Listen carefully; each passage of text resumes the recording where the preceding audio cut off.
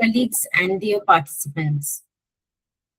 A very warm and cordial welcome to all of you to today's webinar on Comparative World Literatures organized by Hindi University, West Bengal.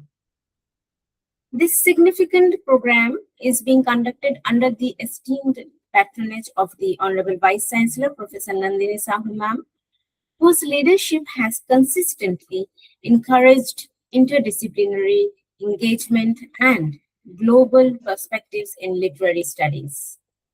We are also privileged to have with us our distinguished speakers, Dr. Shantanu Majee and Dr. Chandramalli SENGUPTA ma'am, whose scholarships promises to deepen our engagement with comparative world literatures and enrich today's deliberations.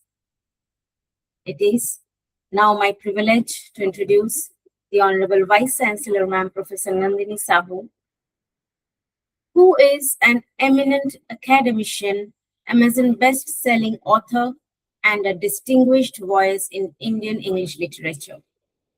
A former director of the School of Foreign Languages at IGNOU, New Delhi. She is a celebrated poet, creative writer, and folklorist with 23 authored and edited books to her credit.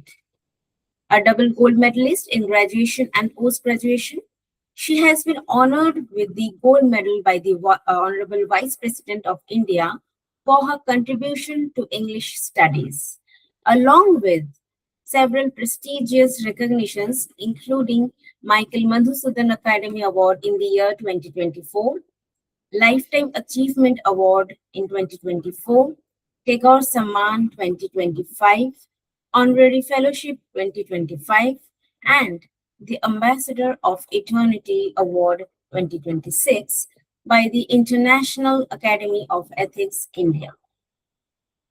Her wide-ranging research interests span new literatures, critical theory, folklore, and cultural studies, Indian knowledge systems, comparative world literatures, and beyond. We are deeply honored to have your gracious presence, ma'am. I now request the Honorable Vice-Chancellor, Professor Nandini Sahu, ma'am, to kindly deliver the inaugural address. Ma'am, please. Thank you, Dr. Paramita.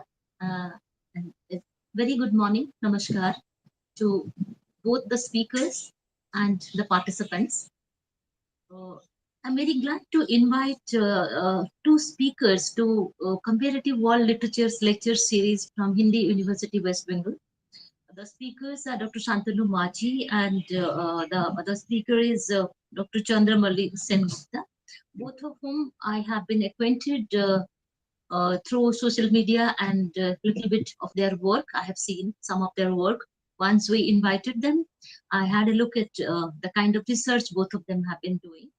And I am sure and I hope that today the intervention of both the speakers will enrich the lecture series from Hindi University on comparative world literatures. In the beginning itself, I told both the speakers that we introduced this lecture series last year in 2025 in the month of February, and since then there has been no looking back.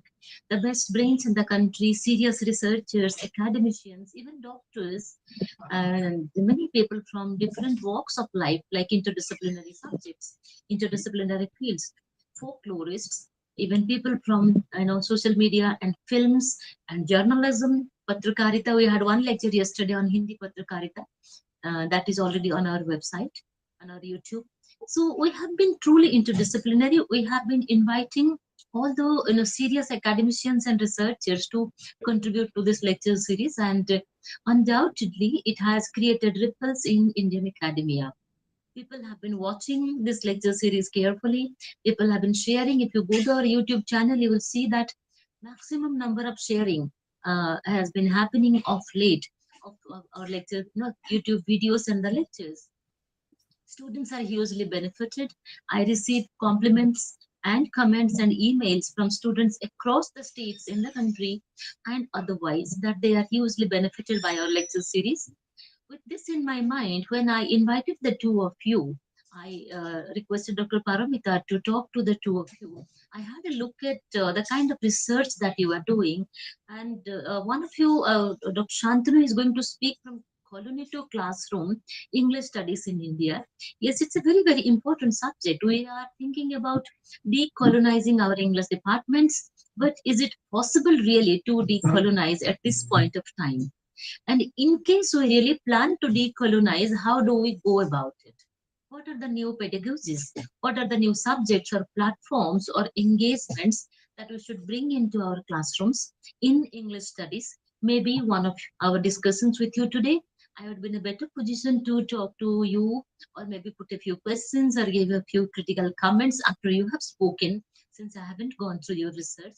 But yes, we are eagerly looking forward to listen to your research because this is a very, very important subject. In the post-colonial era, and the postmodern area time, which we somehow say that postmodernism. In one of the seminars, somebody presented a paper on postmodernism, and it was really interesting. Postmodernism and how postmodernism, where in one case, the researcher, the speaker, and the writer is attached to the readers and to the researchers, and in another case, the writer stands alone in the postmodern. So this is more associated with the digital humanities and post-truth. So these kind of complex things are getting into English departments, and people have been discussing English departments that we are interdisciplinary. We are getting into all the subjects, all the disciplines like social sciences, medical humanities, blue humanities, ocean humanities, and green studies, ecocriticisim. So many new things are coming up. So in such a scenario, how do and where do we stand in the English departments vis-a-vis comparative world literatures?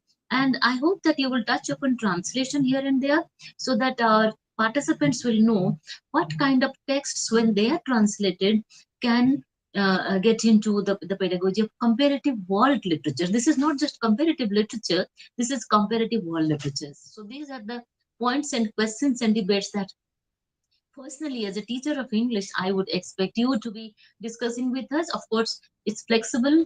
We keep it open for you to talk about your research and your engagements. And the next speaker, Dr. Chandramalli Sengupta, would be speaking about female priests, a comparative study of two novels of Africa and India. This topic resonates with, of course, my area of research, being a woman, and also I have been writing on gender studies, on feminism, on queer studies, on masculinity studies. I have books and books on these subjects. So I am very, very eagerly waiting and looking forward to listen to Dr. Chandramalli when she is going to talk about female priests. On female priests, I have never spoken, never written. So I think your research and your lecture is going to open up a new window for me personally as a teacher of English and a person of gender studies. And also it's going to give new ideas to my colleagues and my students. We are more than happy to welcome both of you to the Comparative World Literatures Lecture Series from Hindi University. Now it's open for both of you, but before that, please allow Dr. Paramita to give a formal introduction to about the two of you. And many thanks to Dr. Paramita and Aman Singh for seamlessly conducting this program. Thank you, Paramita. Thank you, Aman. Thank you, ma'am, for your inspiring inaugural address. Now, it is my distinct pleasure to introduce our first speaker of the day, Dr. Shantanu Majee. Dr. Majee is an associate professor in the Department of English at TECHNO India University, West Bengal. He completed his MPhil and PhD in 19th century studies from Jadavpur University, Kolkata, West Bengal. His scholarship is deeply rooted in Victorian studies, and he has contributed extensively to internationally reputed publications such as the Palgrave Encyclopedia of Victorian Women's Writing, Journal of Victorian Culture, Essays and Studies, and the Australian Journal of Victorian Studies. Beyond his work in literary studies, Dr. Majee has also engaged meaningfully with digital humanities. He served as a project fellow in a significant collaborative initiative between the School of Cultural Texts and Records, Jadavpur University, and the British Library UK, focusing on the digitization of South Asian archival resources. He was awarded the Art Varta Publishing Grant in 2021 to curate a virtual exhibition titled Song of the River, Curating Music, Memory and Modernity, and has recently received support from the India Foundation for the Arts under its Arts Education Program for 2025-2026. Dr. Majee's ongoing academic engagements include contributions to the Undisciplining the Victorian Classroom Initiative and the One More Voice project, where he works on BIPOC voices in Victorian periodical press. He is currently editing a forthcoming Routledge volume titled Traveling Texts, translating 19th century European classics into Indian vernacular languages, which explores translation, colonial modernity, and the complexities of transcultural identity. He has also contributed to the NPTEL Swayam MOOC on modern Indian writing in English translation, offering critical insights into India's literary modernity and translation practices. With this brief introduction, I now invite Dr. Shantanu Majee to deliver his lecture. So over to you. Thank you so much. Am I audible to all of you? Yes. Yes. Thank you so much for that generous praise. I hope I am able to prove myself worthy of such adulation. May I know how much time would I have for my deliberation so that I could arrange my speech accordingly? Yes, so it's almost 30 minutes. Okay. So, Parumita has been very generous to talk about undisciplining the Victorian Classroom Initiative, of which I tend to talk about today. But before I may start engaging with my own project, I think it is important for us here to try and address the idea of world literatures and comparativism. I am grateful to Dr. Sahu and her team to try and bring the idea of comparative world literatures into the academic discourse of our city with a renewed spirit, because the idea of world literature, as we know of, is one of the most significant intellectual frameworks we can think of how literature is read, taught, and circulated among our classrooms.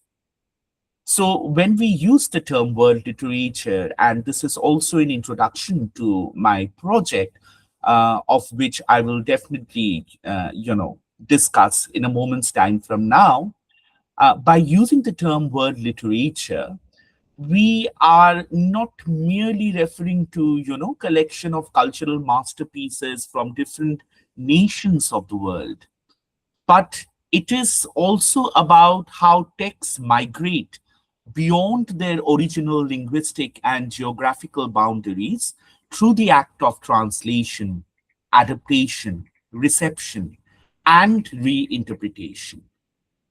We all know about Goethe, who first imagined this concept of world literature as a cosmopolitan exchange among nations of the world. Beginning from him to contemporary theorists such as David Damrow, Franco Moretti, this field has evolved into a critical inquiry that tends to acquire newer meanings in contemporary contexts of literary studies.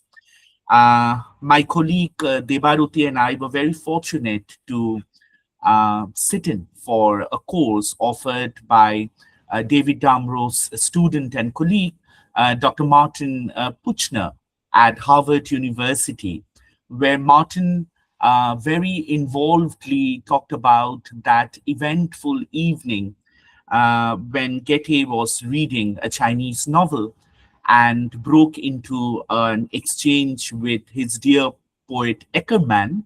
And from that dialogue, the idea of the world literature seemed to come into existence. So, at its core, this idea of world literature challenges the older assumption that we usually try to ascribe with literary value of texts. And it insists that, our idea of what we tend to think as literary modernity is always interconnected with texts that come from Asia, Africa, Latin America, and other historically marginalized regions, if not peripheral supplements to the Western canon for sure. So when we tend to, move away from our canonical study of literature to this framework of world literature, we are basically aligning ourselves productively with a broader history and context of English studies. In my dissemination today, I will definitely talk about how traditionally English studies developed around the teaching of English language and literature, and especially inclusively connecting itself to the canonical works of Britain and later the Anglophone world. But I believe if we are ready to look at English literature through the lens of world literature, we are also ready to accept that this discipline has never remained static, which is why world literature, I believe, expands the discourse of English studies by situating English language texts within a larger, wider global systems of exchange.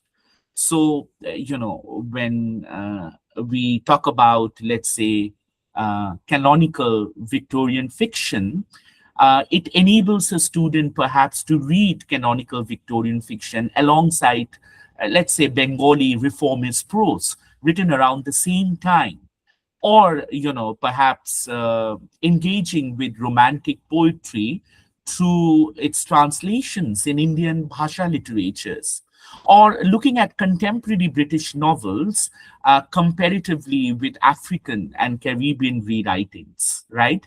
These are exercises that we tend to encourage in our classrooms, and such an approach, I believe, reveals the fact that English literature, as we tend to see it, itself was shaped by empire, by trade, by missionary networks, by this entire idea of colonial education, and above all, its encounters with non European cultures.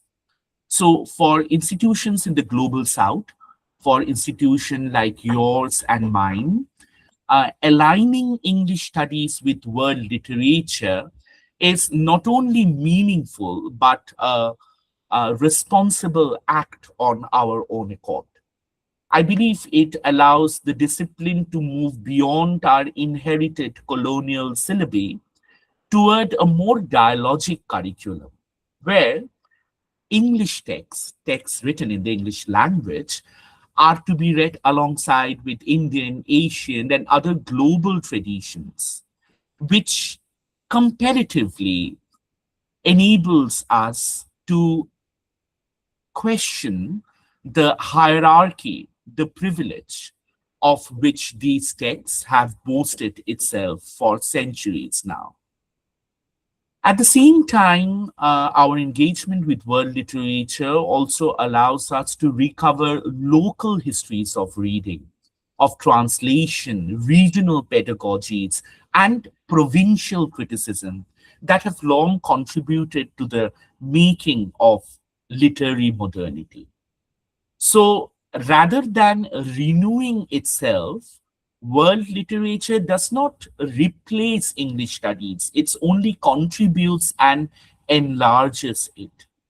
And if we are acquainted to approach this new study of English not from the guardianship of a colonial canon, but branching out into a more exclusive framework where you have more participation from multilingual, transnational, and comparative conversations about how literature travels and how these travel routes matters to our world. I believe we will be able to orient ourselves and the discourse of English studies towards a path which is more inclusive, which is more historically aware, and intellectually relevant to the needs and requirements of the contemporary times. Um, with this introductory premise, I would like to move on to discuss about my own project with Undisciplining the Victorian Classroom initiative, which tends to locate itself right in this cultural milieu, in branching out the reception studies of English literature in a context which is so familiar to you and me, and in doing so, unravels deeper frameworks of a very layered understanding of English studies in Bengal. Please allow me to share my PPT, and my presentation today is called From Colony to Classroom, English Studies in India.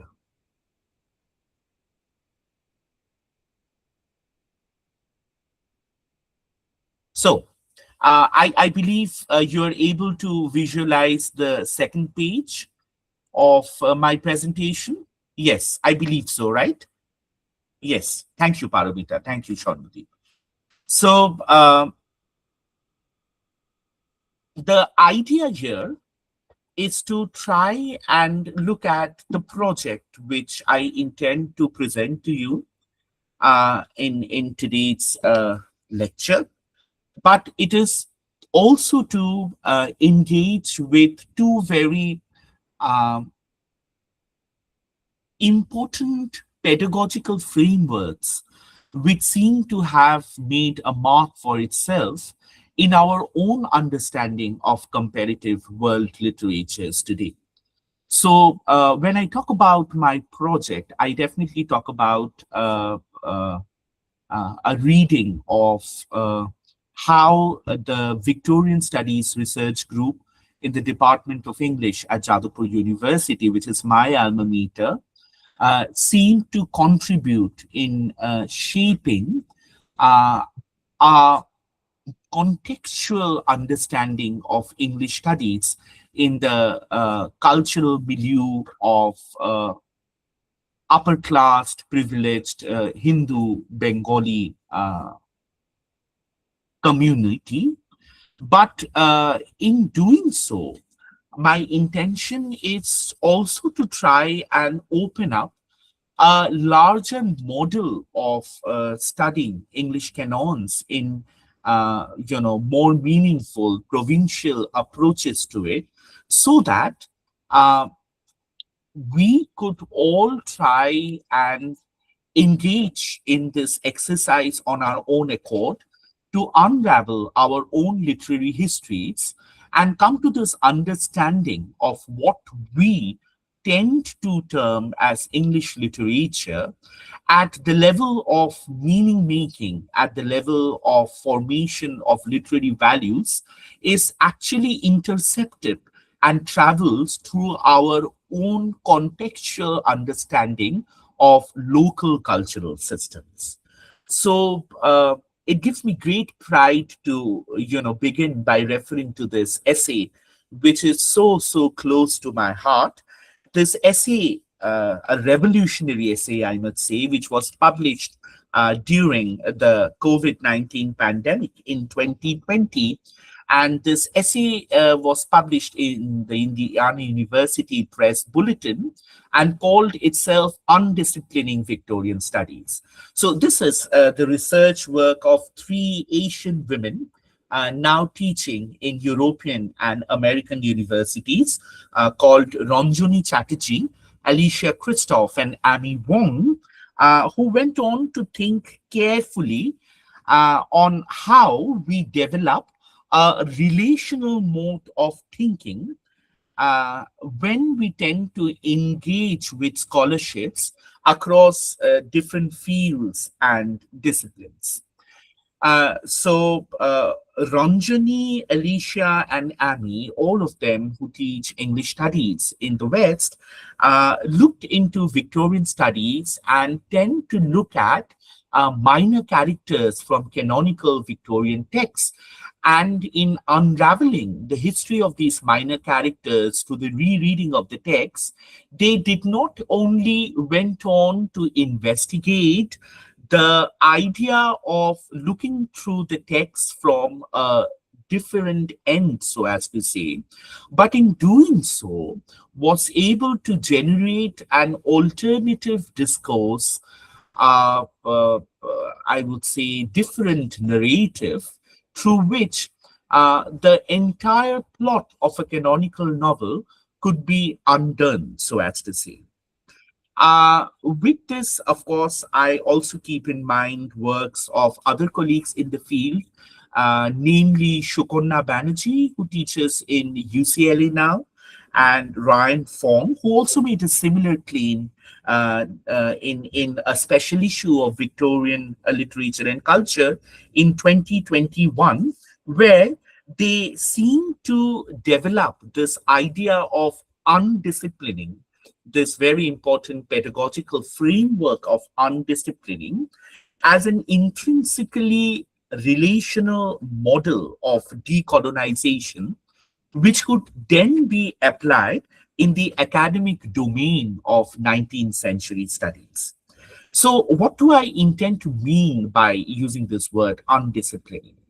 Undisciplining is nothing more than an assimilationist way of thinking, where you don't make your meaning of text out of the differences that characterized your culture with a colonizer's culture, but you tend to assimilate the difference and insist to read the difference that structures your social positioning as a reader, right?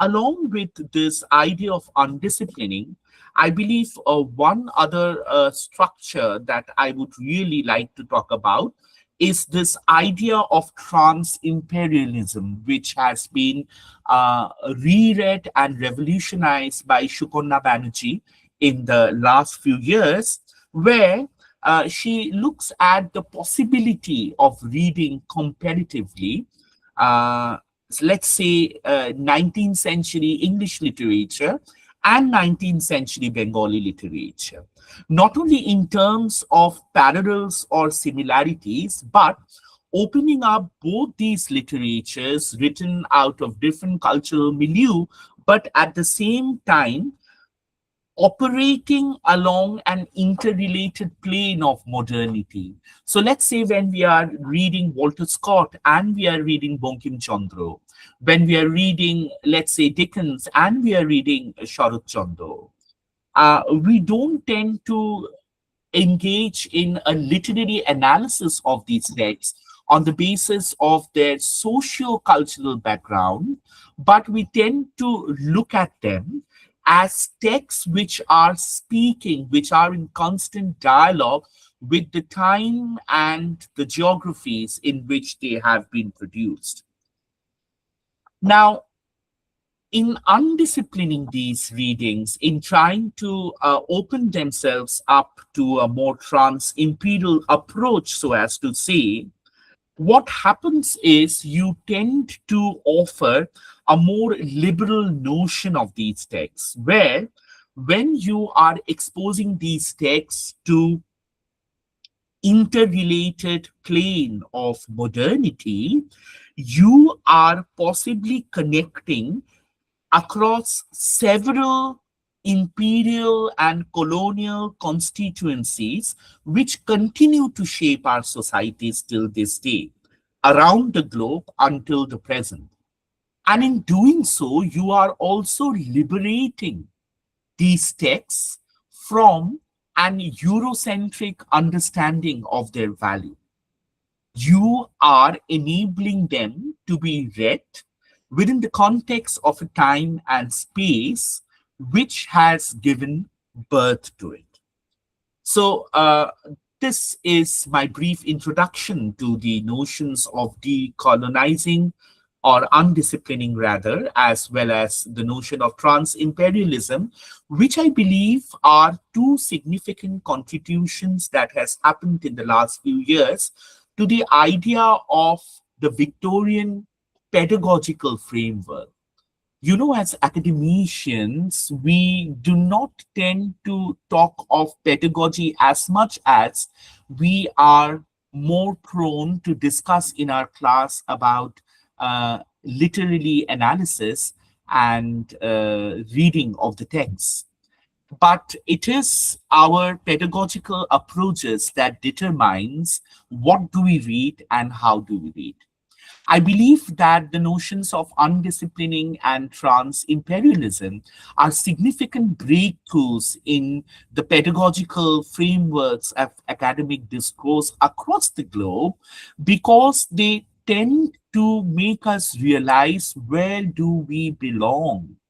And in doing so, they open up a vista of value making, of meaning and interpretation, which were always there with us, but we had been indifferent and unaware of its presence.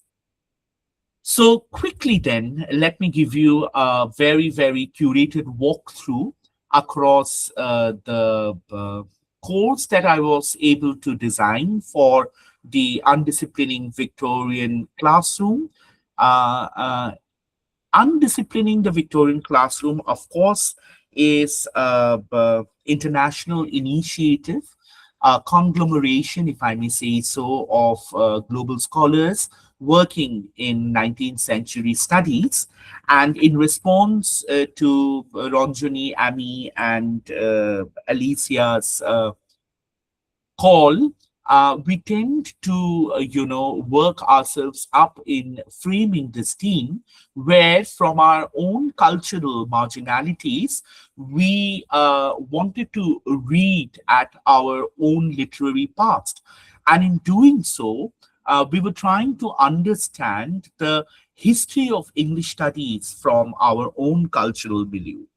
Of course, this is, a work that has possibly been germinated in the history of our nation building too. I mean, if you look at, works that has existed in the last few decades, maybe Gauri Vishwanathan's, monograph, Mask of Context, or C.D. Narasimha, or Sushi Tharu's edited collection, where she looks at how to teach literature in the liberal decade of the 90s.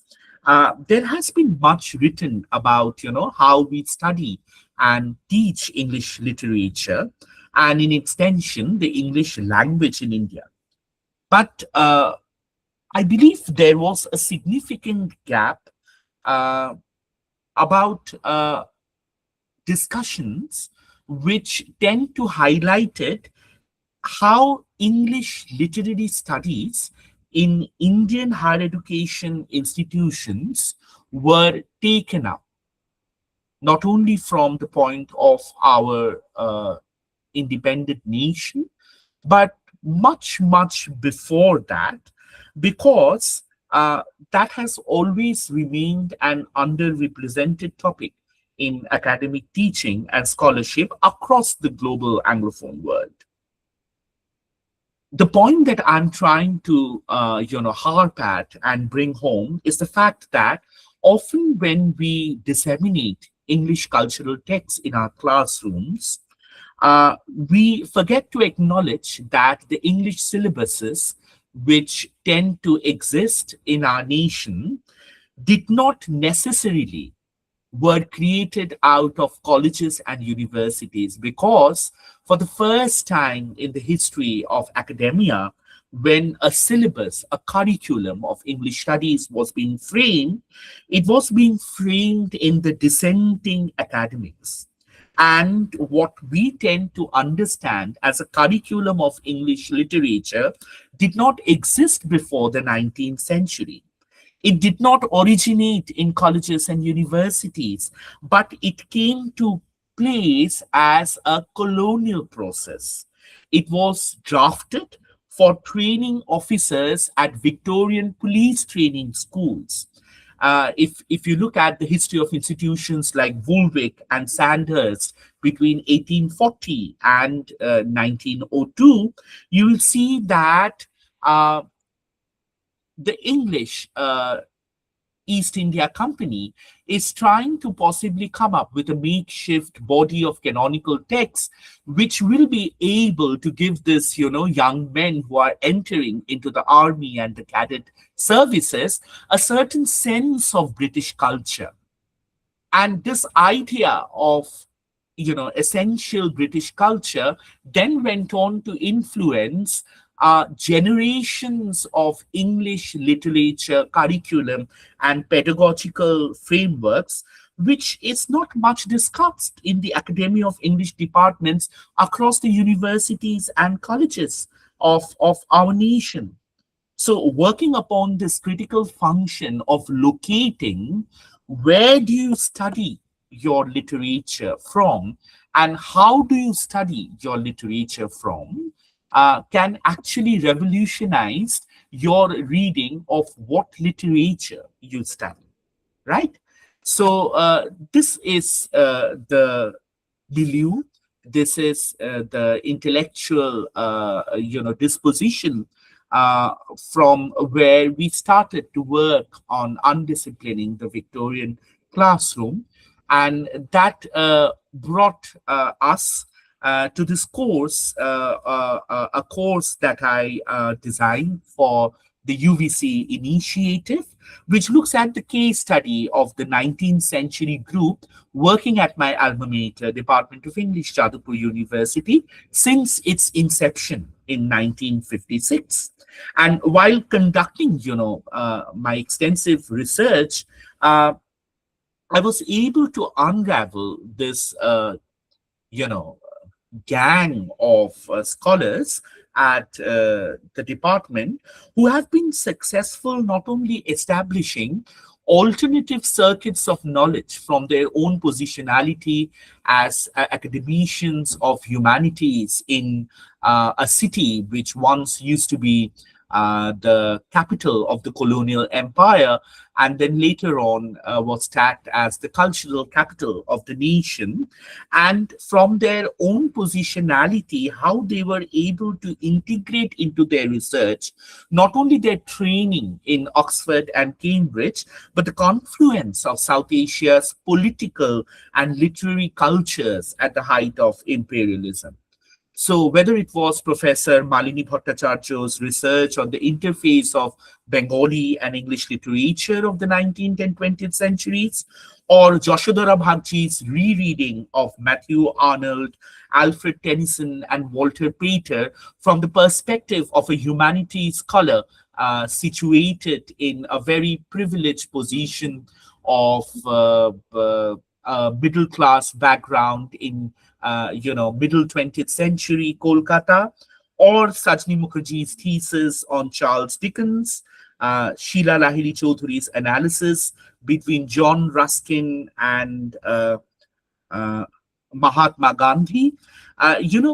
All these research that has been carried out by the very, very prolific 19th century research group in Jadavpur University across the first 50 years of its conception from the 1950s, let's say, to the 2000s, had been lying dormant in the department's archive, waiting to be revived in the light of a contemporary discourse like this. And when I started, looking back into their research, trying to engage with the departmental records, their papers, which were archived in the department itself, it seems that, a new world of discourse, a new approach to pedagogical thinking, which had already been practiced, across the length and breadth of our developing nation, but not has been discussed or brought into the limelight, so as to say, in order to understand that how, when you tend to shift your cultural reading of British canonical texts, without devaluing the knowledge systems historically, but being aware of your own positionality as a colonial subject, you tend to transfer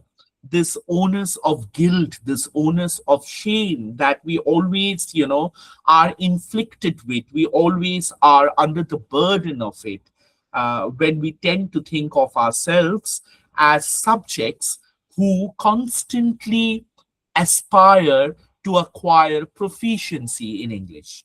It's not only about a language which has a certain currency across the global systems, but it is also about our own guilt of trying to cope up with that colonial past. So, quickly speaking, this is the larger uh, breakup of my course, which was designed as a 15-week course, ideally set for a 6 credit system. And whereas the first few modules, so as to say, they look in at the discipline of English studies and how it has grown out of institutional spaces in Victorian England. From the third and the fourth module, the discourse is shifted out of the British Islands and looks at the larger colonial rule of Great Britain. And from this point onwards, the historiography of the course undergoes a change in focus and the context becomes more specialized. Now, I think one important point that I would like to make in this regard before I, move away to my final conclusion is the fact that how important it is for us to re-examine the history of our own English literary studies at our specific institutional context. Because when we do that at a micro level, it allows us to assimilate our history into our reading of the canonical literatures. And this is what, the girls' gang at the West has been talking about. This is what Shukonna, extrapolates when she engages with the term trans-imperial, because we are trying to create an analytical framework where we can try to be successful in placing all that is non-West in a relation of contiguity and continuity with the past empire, which is still out there. And in doing so, not only does this course seeks to relocate, the history of discipline in a new light from broader origins to a more specific micro-level institutional context, but I think it also proposes, and this is in response to, Dr. Sahu's query, a tentative model to decolonize the history of English studies in our nation as it's accepted in the West by trying to think outside the Anglo-American institutional context and give yourself a alignment to the idea, to the project of comparative world literature. So I'm moving on to my conclusion. And Paromita, I believe I have just a few minutes for my conclusion. Do I have a few minutes for my conclusion, Paromita? So 2 minutes you have to. Thank you so much. Thank you so much. So this idea of comparative world literature, which we had been discussing as an evolving field of inquiry, is at the heart of my project, where we tend to look at literary histories as relational entities. This program that I had taken up places a very specific discipline of Victorian studies in dialogue with the history of a South Asian academic tradition. But rather than looking at this content, this knowledge content, as an export from the Great Britain, this program demonstrates how Indian scholars have actively interpreted, revised, and transformed the meanings of these texts in their local positionalities and in their local engagements with terms like gender, caste, nationalism, language, and above all, modernity. So this move exemplifies a very, very core comparative principle where these texts acquire a new significance. It also, I believe, at one point resonates strongly with the claim that comparative world literature models have been making across the globe, that is, the turn towards planetary reading, where literary cultures are examined through the circuits of translation, through the circuits of trans-imperial content, right? Another significant alignment, which I believe emerges from this particular approach, is that you are looking at text from a multilingual perspective. You are reading these texts from a vernacular context. So, when you invoke names such as Rashu Sundari Devi or Fakir Mohan Senapati alongside Jane Austen, alongside, Fyodor Dostoevsky, you are imagining a comparative canon where you have the Indian, you have the European, and all other literary traditions coexisting on equal analytical terms. So, proposing such a methodology might be one of the preliminary steps towards, decolonial practices in relation to plurality and in relations to institutions looking back at their own institutional histories. It might be a way to ask how literary disciplines were formed through our own colonial past, how we and our predecessors has been functional in transforming this history, and how as interlocutors ourselves we are reimagining this collaborative global scholarship in our own times. So this, I believe, is an approach which would allow us to think across borders and beyond the empire. Thank you so much for being such a patient audience today. Thank you, sir, for your insightful and such an engaging talk. Now, I'm delighted to introduce our second speaker of the day, Dr. Chandramalli Sengupta.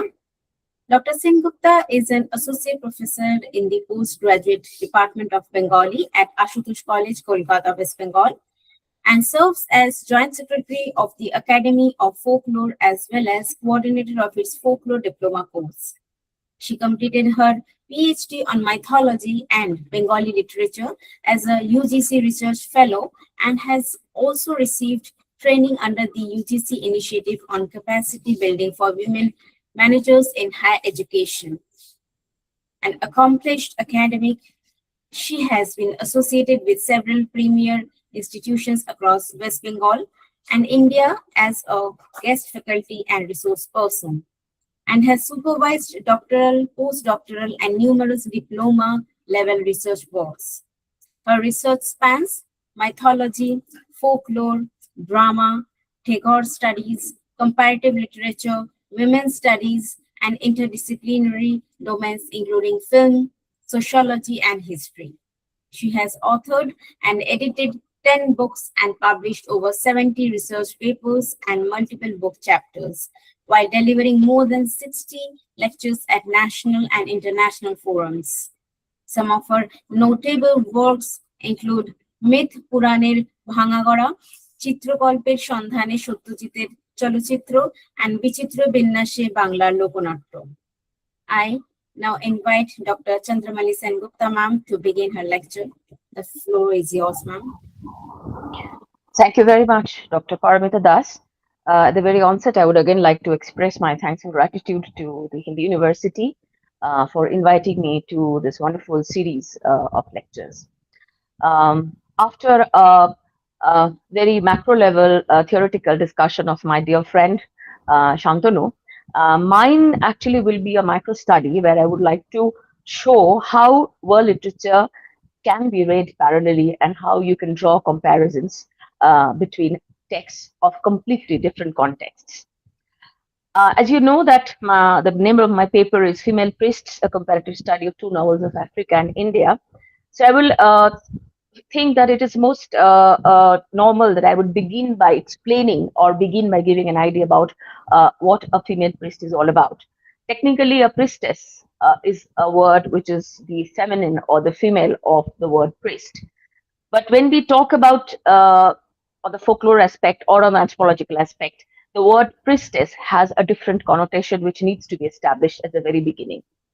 Priestess are those women who are found in mostly ancient polytheistic religion, like those which are found in Greece, in Egypt, in Rome, and later on in the Wiccan community, where these women were considered embodiment of divine feminine energy. Visabi, when we talk about a woman priest, we find that in the Catholic Orthodox system, these are reserved for men, and in very few cases, we find women who are being given the charge or given the position, and they are called female priests. As you all know, that even in Bengal now, we have Mohila Purohit who are more becoming more and more popular for giving marriages in the Vedic system or in the Vedic way of marriage. So there is a distinction between the priestess and a woman priest, but I have deliberately named my paper as the female priests because saying a priestess will not actually stress upon the gender factor, which is very important in the deliberation that I'm going to make. So what is a female priest? A female priest is defined as a woman acting as a mediator between humanity and the divine.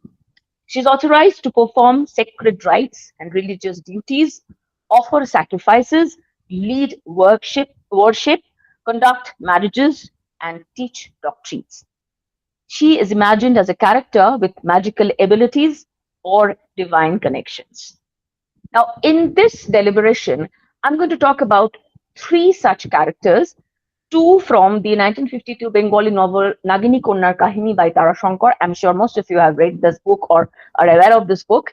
And then I will move on to an English text written by Captain R.S. Rattray, which is titled The Leopard Priestess and was published in 1934. Though written in English, the entire context or the background of this particular novel is set in Africa.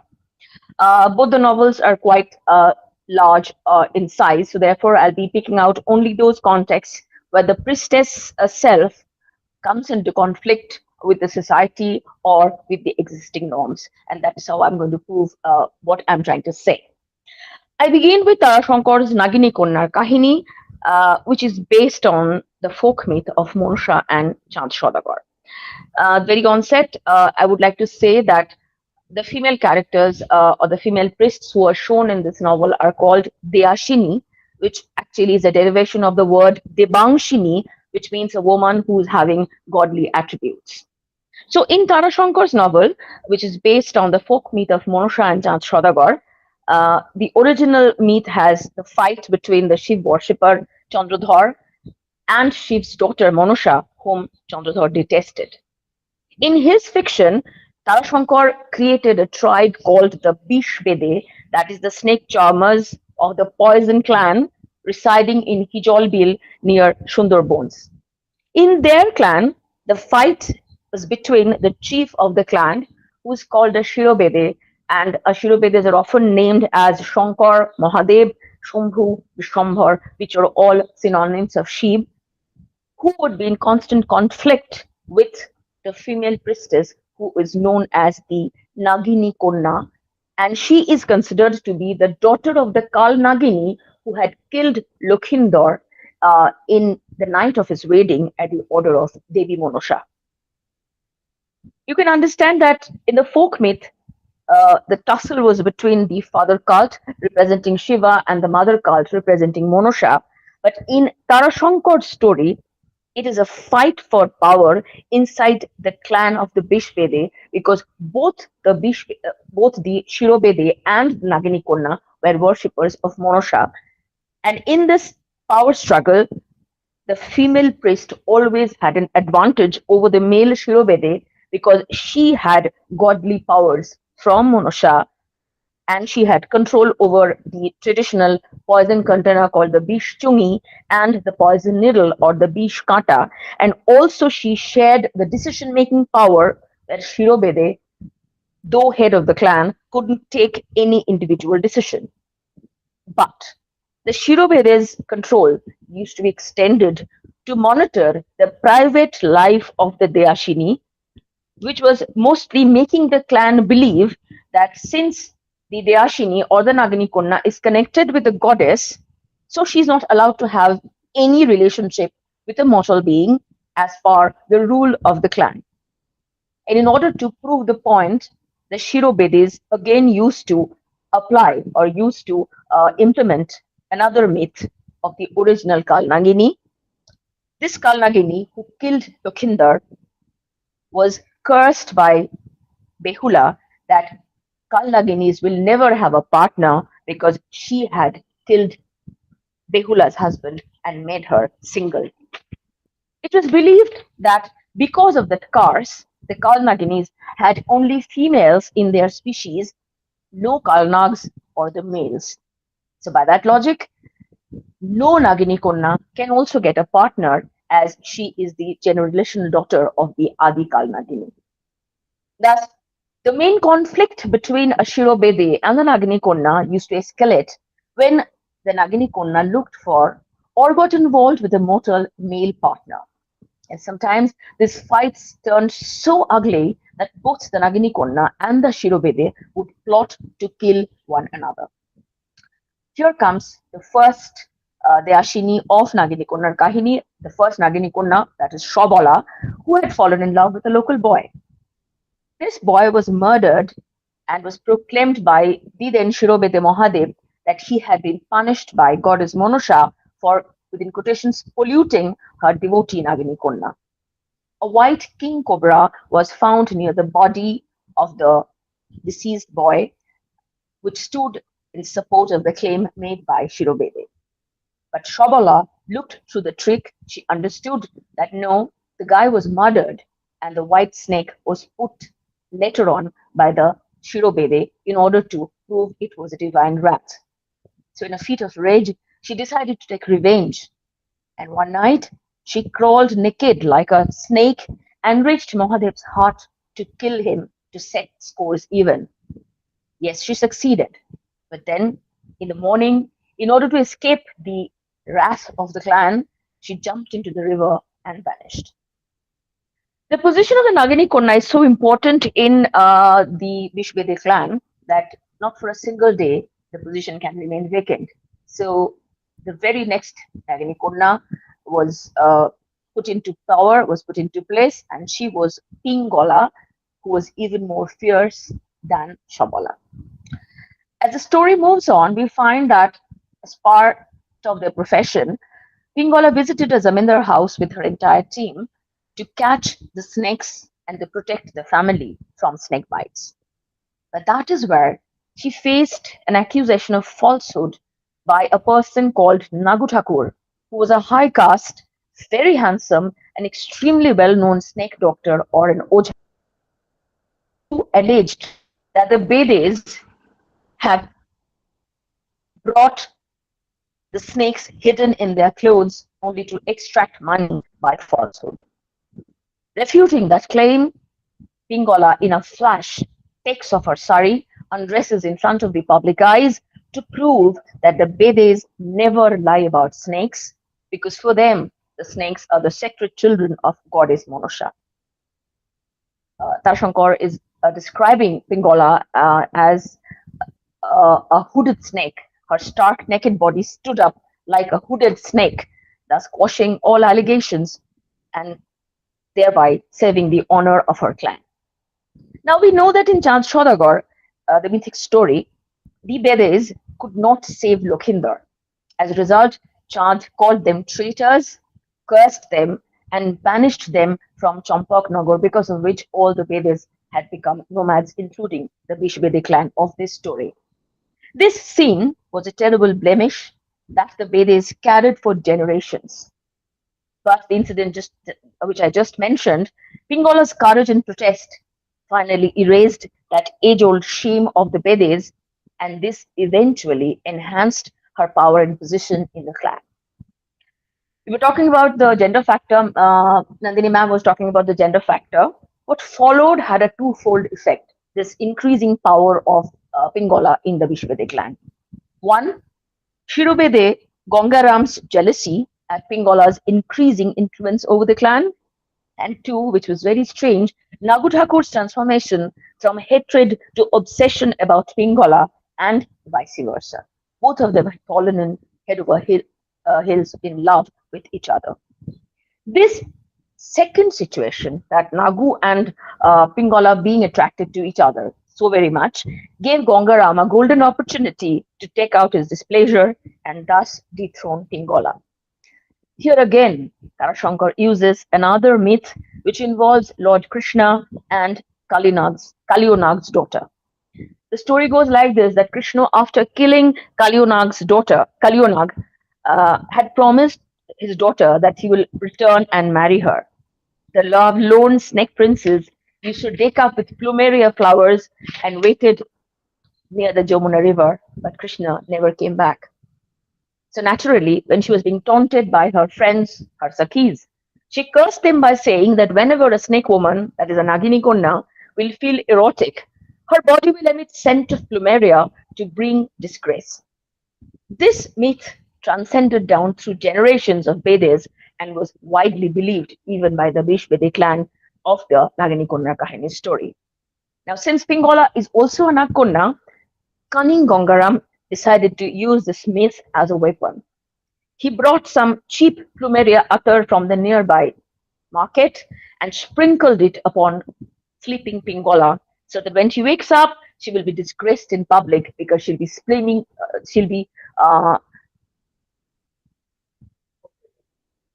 actually smelling of plumeria flower. She'll be actually smelling of plumeria.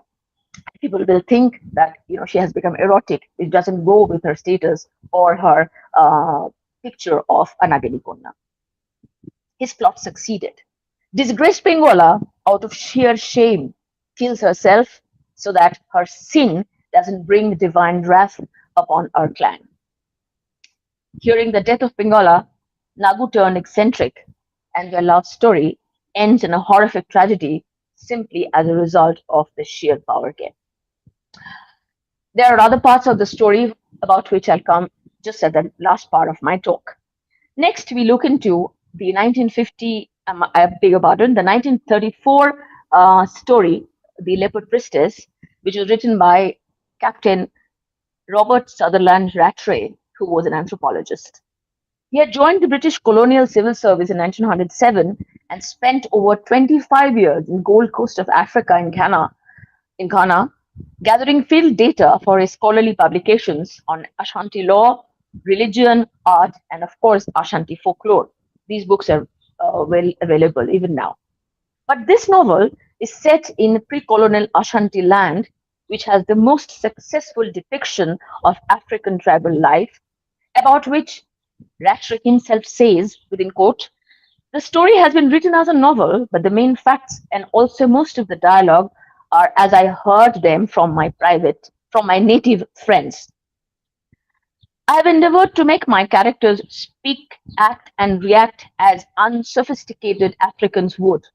Of what is about to be recorded, some part might possibly be classified as anthropology. Although I hasten to disclaim any such dull intention, I have hopes that the tale may serve a purpose." So he's telling that this is a true novel, but yet it relies heavily on anthropology. Just like Nagini Konna, this novel is also based on a myth of the leopard clan of the Ashanti tribe of Ghana, whose totem was a talking leopard called Kurutwa Mansa. The story centers around the forbidden love of two members of this leopard clan, Opoku, the male, a young hunter, and Amlagane, the adolescent priestess, who is the keeper of the arrow poison, which proves that the clan also had authority of women, just like it was in the Nagini Konna story. Now, as per the clan doctrine, a priestess has to remain chaste. That means she has to maintain a vow of chastity until a certain age and cannot ever marry anyone from the leopard clan. Although there was no consanguinity, but as per the existing law of the clan, therefore, Opoku and Amlagane were considered as siblings. But as we all know, love really doesn't adhere to any boundary, and very soon, Opoku and Amlagane got into a relation, which therefore was incestuous as per the clan doctrine. So, after their physical intimacy, Opoku was more traditional between the two. He became worried about Amlagane's violation of her vow of chastity because he feared that this will soon be discovered during the performance of a rite called the female circumcision. He feared that their transgression would cause the infertility of the land, bring doom to the clan, and bring impotence to the arrow poison of which Amlagane was the keeper. While the conflict was going on in the meantime, the clan elders resolved to let the execution ceremony happen to justify or to dispel their fears about Amlagane. In a desperate bid, Opoku bribed the cutter so that he declares Amlagane as a virgin. And he then goes to hunt a deadly elephant carrying Amlagane's arrow poison with the hope that he can return with the dead beast's tusks, and thus he can prove that Amlagane's virginity was intact. Hence, the arrow poison has also not lost its power, and the clan will be spared from the divine wrath. This shows his extent of love for Amlagane, how much he tried to protect his beloved. But unfortunately, he fails to return as he lost his way in the wilderness and was attacked by a mad elephant. Meanwhile, after the execution ceremony was done, Amlagane was exposed and then she was dethroned, and she had to marry a member of the nearby Porcupine clan. At that point of time, she was pregnant with Opoku's child. She gave birth to the child as per the law as her husband's heir. This was the time when finally Opoku returns. When he finds that Amlagane is not his anymore and she is married off, he fervently begs her to leave her husband and flee with him, but Amlagane could not accept the offer. She had already been disgraced. She couldn't afford the second disgrace. Time goes on, and very, very soon she was bitten and killed by a black mamba. It was as if a divine wrath which killed her for her transgression. Devastated Opoku carried her corpse into the forest and puts it in a grove around a magic tree with a silver trunk, which was emanating a smokeless fire that had converted the tree into a burning pole with a hollow on the top. Opoku then confessed his sin to his father that yes, he had lied, both of them had disgraced, and what they have done has definitely disgraced the entire clan. And after that, he had thrust the poisonous arrow into his thigh. At that point, a fire lit up which consumed the grove along with the dead lovers inside. Just at the moment the magic tree was crashing down, the people around saw a pair of leopards, one male and one female, emerge from the flames and vanished into the forest. Once the fire extinguished, no trace of bodily remains of Opoku and Amlagane could be found. But after a few days, the locals saw a leopard couple loitering near the river. That was the point when the leopard clan believed that these sinners, that is Amlagane and Opoku, who had broken immemorially established taboos and faced the dark nemesis, have finally achieved atonement through painful death. Hence, the gods and the forefathers of the leopard clan had pardoned them. So they also left the leopard couples alone and loved them from a distance and believed that finally love has won. Now, having placed both the narratives in front of you, the almost true 1934 African story, and the 1952 Bengali fiction, a question now arises. Did Tarashankar read Rattray's novel? Well, there is no evidence. But what makes these two novels compare worthy? Because one is written in English in a background of African tribal life, and another is written in the Indian background, that is typically in a Bengali background of the Sundarban area. Maybe we can look into the commonness and try to read parallelly between the two texts. Both the texts have women, rather young women, as central characters who have divine power and control over clan. Shabala, Pingala, Amlagani. Both the stories have tribal background where cult, superstitions, beliefs, taboos, and totems acted as guiding forces of the narrative. The Bish Bebe and their snake totem, the leopard clan and their talking leopard totem, and the superstitions and the taboo attached with both the stories remain same.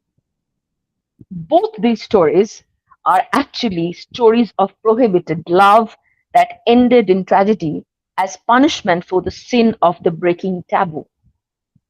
You know, Pingola died, so did Amlagani. And very interestingly, both stories have relied on myths, of course, more in Bandopadhyay, where he had used Shiv Manasha Chand myth, Krishna Kalio myth, and Rattray has used an Ashanti myth of the leopard clan. Now, on this note, we can now have a final assessment of how literature from two corners of the world, having different language, different milieu, different perspective, speak similarly about the boundary of religion, about unbound love and their inevitable conflict, about how religion plays the villain in form of a male when the protagonist is essentially a female. So both the stories does not only narrate tales of tribal lives or tribal clans, but also highlights the never-ending gender tussle in positions of authority and disbursement of power in society, where women become victims mostly. But the most intriguing similarity that I found is that a British anthropologist and an offspring of a decadent Bengali feudal system, that is Rattray and Tarashankar respectively, both in spite of having their privileged socioeconomic stature, chose to illustrate life of the, within quotation, others, the mistreated ones, and both have heavily advocated for love over religious dicta, thus speaking an universal truth in different languages.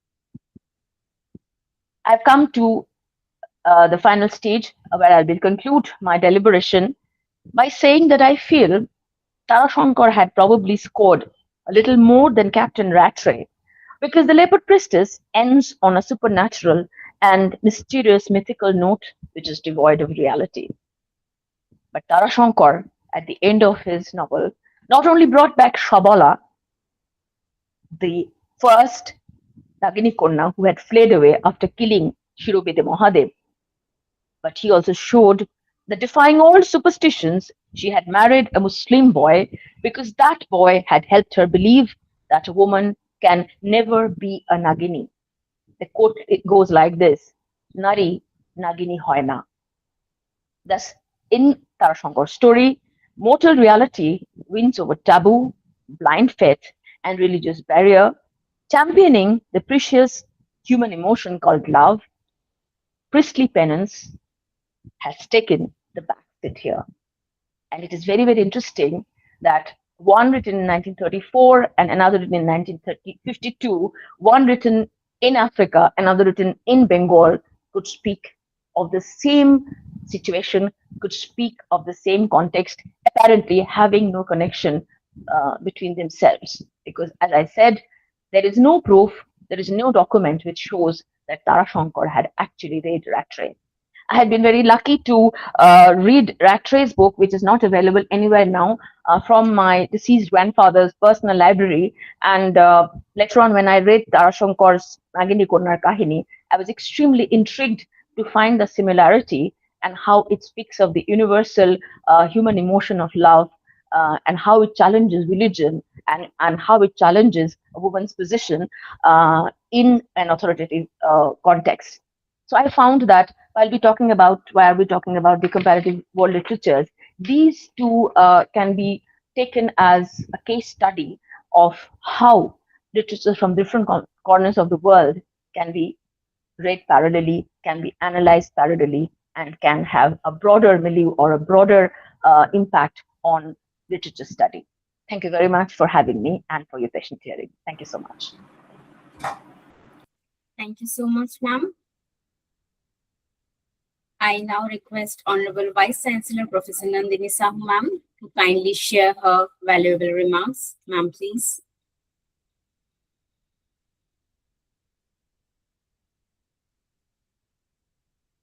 Okay, am I audible and visible, Paramita? Yes, ma'am. Okay. So I was keenly listening to both the speakers, and yes, they talk sense and serious research indeed. Both of them have been very deeply engaged with their own kind of research, and they have certainly contributed to enriching this particular lecture series on comparative literature. The first speaker, Shantanu Majee, who happens to be one of the very well-known scholars in West Bengal and outside, he talked about some important issues vis-a-vis colony to classroom English studies in India. He gave examples from various English literary texts, mostly from the Victorian age, and he emphasized the colonial epistemic inheritance, where English studies in India emerges as an apparatus of colonial knowledge production. It shapes our curriculum, it shapes our canons, and then he gave references to the epistemology and the civilizational hierarchies in English literature, uh, which has got into our classrooms in the form of syllabus, and then how to go about it, how to challenge those things, how to neutralize, and then create a more inclusive environment in our English studies classroom was something that he emphasized, which is very, very important. When we design our MA English syllabus, now we are in the process of preparing 3 more MA programs, Dr. Shantanu, for your information. We have MA in Translation Studies, we have MA in Hindi, History, and Political Science, and now we are preparing 3 more MA programs: MA English, MA Gender Studies, and MA Comparative World Literatures. These 3 we are preparing. So when we design our final syllabus, I'll certainly get in touch with both of you to help us out with our syllabus design, to recommend interesting and important texts for that matter. And then Dr. Shantanu also talked about canon as an ideological technology. That was pretty interesting for me. The discipline that is institutionalized as English literary canon as a regulatory mechanism, marginalizing the indigenous literatures and producing epistemic asymmetry in the classrooms was something that was hinted at. And I think you are very right there when you want that English classrooms should be more flexible and more inclusive, and they get into world literatures rather than probably only British or Victorian literature. That's what was my takeaway. And then somehow you mentioned the post-colonial disciplinary anxiety in the English studies classrooms. And then the pedagogy of translation and their absences was something that I got from your discourse. We should have more literary texts from India and otherwise, maybe from South Asia, from Africa, Australia, and many other places. We may get those translated to English, or we may get the translated versions and put them in our MA English or English Studies classroom. That's what you pointed out. And because the classroom is also a site of understanding and resistance. When I say that, I mean resistance of anything and everything that is not inclusive. So you pointed out that English classrooms should have those kinds of resistance where they get into world literatures through the comparative pedagogy. Your lecture was pretty interesting. As a person of English literature, I thoroughly enjoyed that, and thank you and many congratulations, Dr. Shantanu. The second speaker, Chandramalli Sengupta, in the beginning itself, I told that my research resonance with her. Dr. Chandramalli, you would be glad to know that the country's first MA in folk literature with 20,000 pages of study material is designed by me. You can just Google MAFCS, MA in Folklore and Culture Studies. So 20,000 pages open access material on folk literature, folk literary texts. Most of the texts that you were mentioning here during your lecture have been taken in that MA in folk literature program. You will be very glad to have a look at those. And the program is taken very well by Indian Academia. 18,000 students are enrolled for that program. And also we have introduced a UGC NET examination. Earlier, folk literature used to be a part of our MA English or some other languages. Just one or two questions from folk literature used to be there in the UGC NET. But now, NET examination 71, number 71 is folk literature, which we have introduced, and it is a complete and a dedicated NET examination on folk literature. But when I said that, I also put a point with a word of caution to the students of folk literature that they should think about the placement scenario vis-a-vis folk literature. Whenever any university thinks about introducing MA in folk literature, should sign some memoranda of understanding, MOUs. As an administrator, I think now I'm in a position to initiate MOUs. As faculty members, I would recommend all of you that whenever you propose anything vis-a-vis folk literature, initiate some institutions and MOUs and submit those to the administrators of your university, so that the students who pass out from those folk literature programs and then they do the UGC NET examination, they are in a better position vis-a-vis placements. That is also a very humble suggestion. Having said that, let me come back to your areas of research in pedagogy. You specialize in folk literature and mythology. Again, mythology is something that resonates with my thinking. I have poetry collections like Sita and Medusa and Karna, and now I am writing a poetry book on Draupadi and one on Urmila. So I have been writing a lot on Indian English literature with reference to mythology, then Jagannath culture, some food culture in Jagannath studies, food culture in Jagannath literature. Those things are my areas of interest. So something that you spoke about was very, very interesting for me. And from your lecture, my takeaways were very meaningful. I have jotted down. The first thing that I thought you were hinting at was the gendered sacred authority of the female priesthood that destabilizes the patriarchal theology. It interrogates the masculinization of the rural and the ritual power across the religious traditions. That is one important point that I took from your sensibilities, your discourses. And then somewhere you mentioned about the comparative post-colonial feminism. The African Indian comparative lens was something that is interesting here. Then you mentioned about body as a ritual text. Look at the poetry of many Indian English writers today. For example, look at poet Jayant Mahapatra. Many people are doing researches on the poetry of Jayant Mahapatra vis-a-vis corporeality and body politics. He talks about the Konark temple and the idols thereof and their body, and then he takes those to the discourses of body politics. So I thought your research can very well fit into those kinds of examples and texts. And then somewhere you mentioned about myth, fiction, and re-sacratization, if that word can be used in literature classrooms.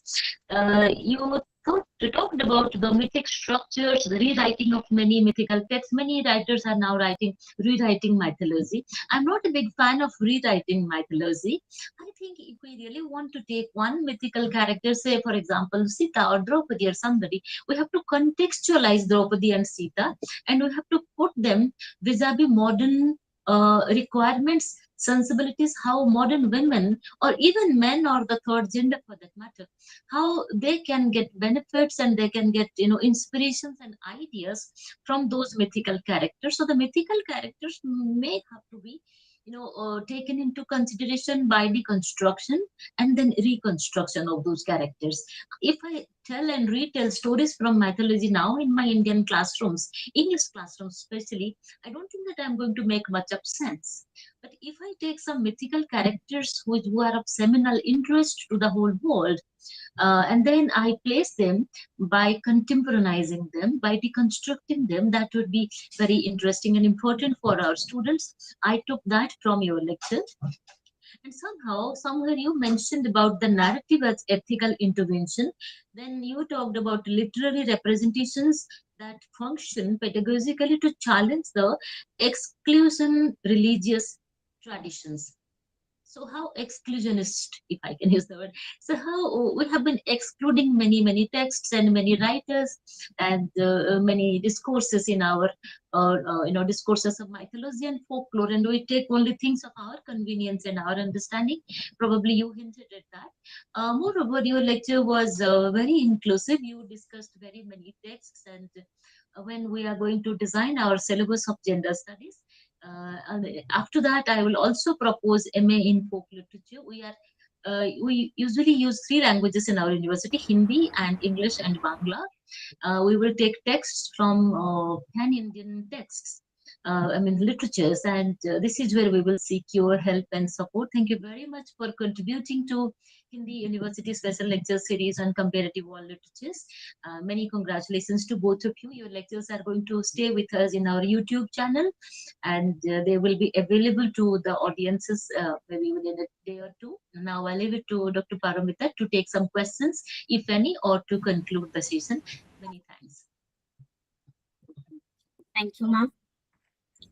I will request our participants, if there is any questions, you please feel free to ask.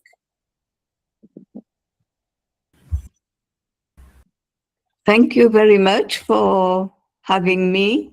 It has been a very interesting discourse from Dr. Shantanu Majee as well as from Dr. Sengupta. I am a second generation diasporic researcher. And I think that we can decolonize, but up to a certain degree, because history is continuous. The other point I would like to bring is the contextualization. This also has to be taken into account.